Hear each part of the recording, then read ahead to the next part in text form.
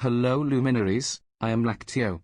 Please join me as we browse Reddit. This post is brought to us by Vatican Cameos. Trigger warning: child abuse/rape.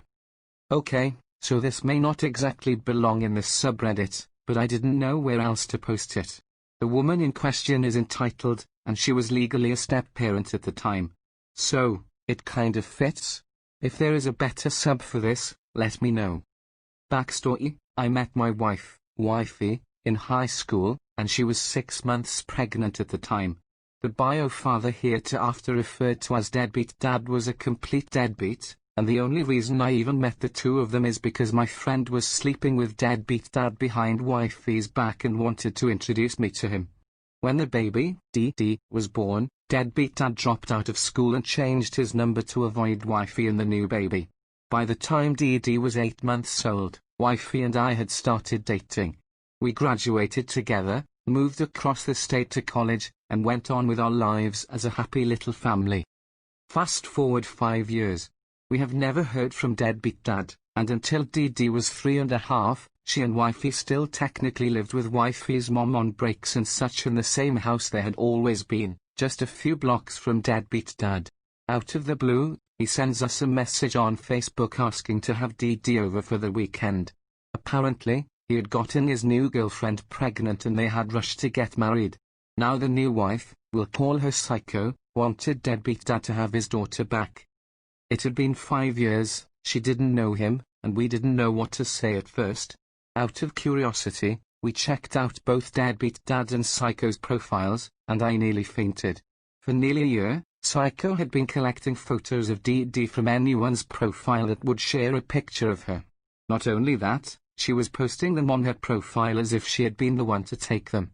This included shots from a Mother's Day photo shoot we had paid for. The photographer posted some of the shots with her watermark on her page before we even got the shots back, and Psycho copied them all to post on her profile, saying it was the best Mother's Day gift ever. Her baby was not yet born. Scared and angry, we found it best to ignore their request. There was no way we could get DD to go along with spending the weekend at a stranger's house anyway. So, they sued us for full custody and child support. What the French toast. All hell broke loose when wifey was served papers at work. Immediately, we shut down our Facebook profiles, because that's how Psycho knew where to send the papers, and told all our friends and family to take down any pictures of DD. But that wasn't enough to stop her. Turns out, in addition to stealing photos, Psycho also made several fake profiles to add friends and family and get information about us. We never added anyone we didn't know, but other family members had. There were 7 fake profiles altogether. When we had them all removed and reported, Psycho started sending her friends and family to attempt to add us and gather more information about us. She showed up at DD's Christmas show at school, when we didn't even tell them where she went to school. She repeatedly showed up at wifey's work to try to get her in trouble, and called the cops on us for several false incidents. The reasons listed by their lawyer for seeking full custody were, because we lesbians, and that's bad for kids. We abused DD. Never once in her life. We do drugs. Even offered to do a piss test, but she wouldn't spring for it since we would all have to foot that bill.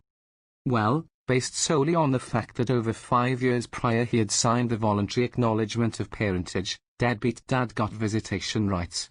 Wifey retained primary custody, because, and visits were begun slowly so DD could get to know deadbeat dad. Eventually, it moved to every other weekend for the whole weekend. But DD never made it the whole weekend. They made her sleep on the floor in their basement, so she never liked staying there for more than a night. The custody settled, we opened a case for support, and of course deadbeat dad tried everything he could not to be responsible for support. When he ducked out over 5 years ago, we never asked him for a dime. But they wanted all this, so he did it all. You wouldn't believe the excuses he'd try. Even though they won, Psycho didn't stop trying to destroy our names online, and attempting to turn everyone from high school, still in our hometown, against us. She wanted the happy little family, and DD was throwing a wrench in her plans by not calling her mommy right from the get-go. When they showed up at a spring concert uninvited, Psycho demanded DD take her around and introduce her. so Dee Dee introduced them as her step-parents. Both of them. She had just turned 6, and was still a little confused by the whole thing. Oh, that was another thing. Because she and Dee Dee had the same birthday, Psycho insisted she's supposed to be mine. That's why she came early. One night when Dee Dee was at their house, we get the usual call to come and get her, only it was Psycho's mom on the phone and not deadbeat dad. They lived with Psycho's parents and neither drove, so her parents had to take them everywhere. When we get to the pickup point, Dee Dee is in tears and deadbeat dad hops into his in-laws' truck without an explanation. Turns out, Psycho lost her cool when Dee Dee didn't want to stay the night again, so she sat Dee Dee down and read her the custody agreement line for line. Then, she looked that 6-year-old Angel in the eye and told she could have her mama, that's me, arrested any time she wanted to for not complying with the custody agreement. Psycho was convinced the only reason Dee Dee wouldn't like her is because we told her not to. Dude. I don't want her to like wifey's mom either, but I have no say in who my daughter cares for. Well, for the next week I get to force Dee Dee onto the school bus in tears because she's convinced I will get arrested while she's at school and I won't be there waiting for her in the afternoon. Gods. Just typing that out breaks my heart all over again. Thanks for that, Psycho. But this story ends with some poetic justice. Maybe they were tired for fighting with a little girl, maybe she realized just how badly she had messed up, who knows, but before the next visitation, we got an email from our lawyer explaining deadbeat dad wanted to sign over his rights. It had only been 3 months since he enacted them, and allow me to formally adopt Dee Dee. We were ecstatic, obviously. We agreed and everything fell into place. She never had to see them again, and wifey and I could shoulder the online attacks, and occasional face-to-face confrontation, from everyone in their family seeing them as the victims. Life got back to normal, and we began to heal. But this story wasn't finished. 2 weeks ago, I got a message from deadbeat dad's sister-in-law who never really took part in the harassment. She's married to his younger brother, and just had their first baby. She was hoping we would consider letting Dee Dee get to know her baby since they are biologically cousins. That isn't the way we see family in this house, but I understand other people put an emphasis on DNA. It turns out, the 3 kids Psycho ended up having with deadbeat dad are no longer allowed to visit his side of the family, and Dee Dee is the only biological cousin left. Why? Because deadbeat dad raped an 11-year-old girl he and Psycho were supposed to be babysitting. He went to prison and Psycho divorced him, banning his entire family from seeing any of the kids. My heart bleeds for the little girl who had her life ruined. But I am human, so forgive me when I say, after watching that Psycho twist my little girl all up inside, I feel satisfied with her serving of karma. This is another post from Vatican Cameos. Basically, a lady we'll call Leech, for reasons made clear at the end, spent a year helping her best friend, Psycho, harass my family and I over a custody dispute. Leech wasn't related to the family at all, just a friend with an affinity for causing drama. She would make fake profiles along with Psycho, and try to fish information about us out of friends and family. Just some real nasty stuff. Leech would take the online harassment further than Psycho, which never made any sense to me because I never had a personal problem with Leech.